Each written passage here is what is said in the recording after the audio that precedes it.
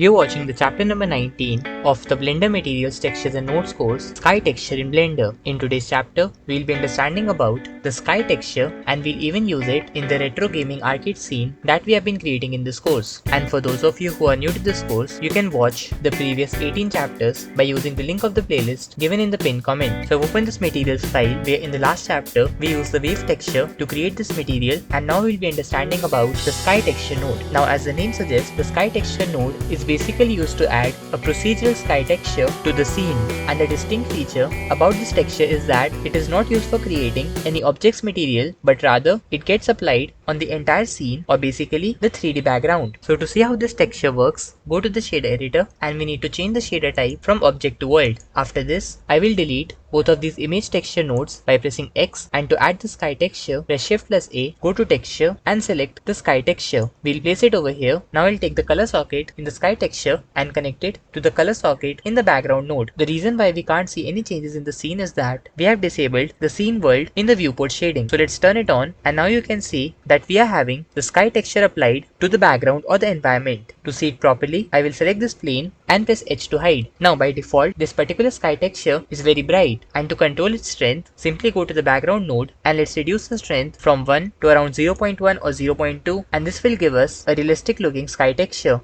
Now in this node, you have many settings using which you can control the way this texture looks. For example, if I try to increase the sun intensity option, then we will get a higher intensity of the sun and its effect will be visible on the reflecting side of the object. So if I reduce it down from 200 to somewhere around 5 or 6, then you can clearly see the difference of the sun intensity on the object's material. So for now, I'll set this value back to the default one. After this, you have the sun elevation, and by changing this value, we can change the angle of sun in this texture from the horizon. You can clearly see the change in the angle of shadow on changing the value of sun elevation. In a similar way, you can also make the changes in the sun rotation value, and yes, all these changes will directly impact the reflections, the lighting effect, and the shadows falling on the objects in the scene. After this, in the sky texture node, we also have an option to control the altitude value, and this value will control the distance or the height from the sea level. And to see its effect in the scene, we need to increase this value to a very high number. For example, if I change the value of altitude to something like 5000 meters, then in this case, you will notice that this sky texture is a lot different from the original one. It appears more blue in color because of the higher value of altitude. After this, we have the option to control the density of air molecules, the dust molecules, and the ozone layer. So if I try to increase the value of the density of air molecules, then this will give us an orange or red color on the sky texture. Similarly, you can also try to change the density value of the ozone layer or the dust, and each of these values will give your sky texture a unique appearance. Now let's also understand about making a perfect sky texture that you can use for your scene with the help of the sky texture node. But before that, if you want to download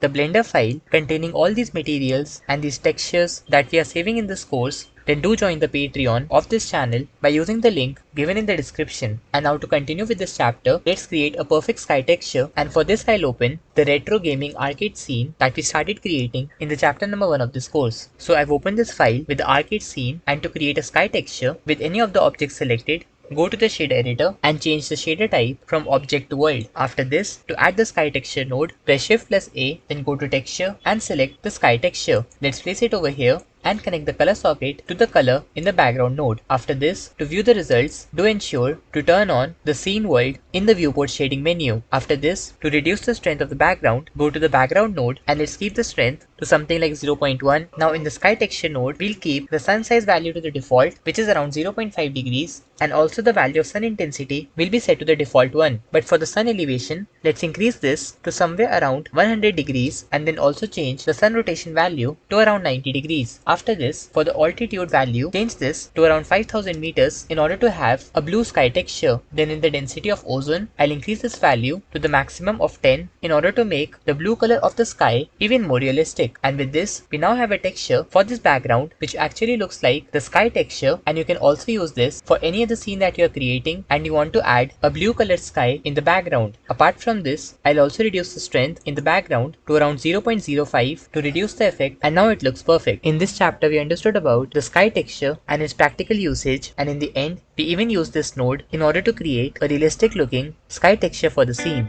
And yes, if you want to download the Blender file containing this complete retro gaming arcade scene, then you can join the Patreon, whose link is added in the description of this video. And so our next chapter will be the chapter number 20, wireframe node. So don't forget to subscribe to our channel, press that notification bell so that you can get timely updates about the upcoming chapters. Thank you for watching and we'll see you in the next one.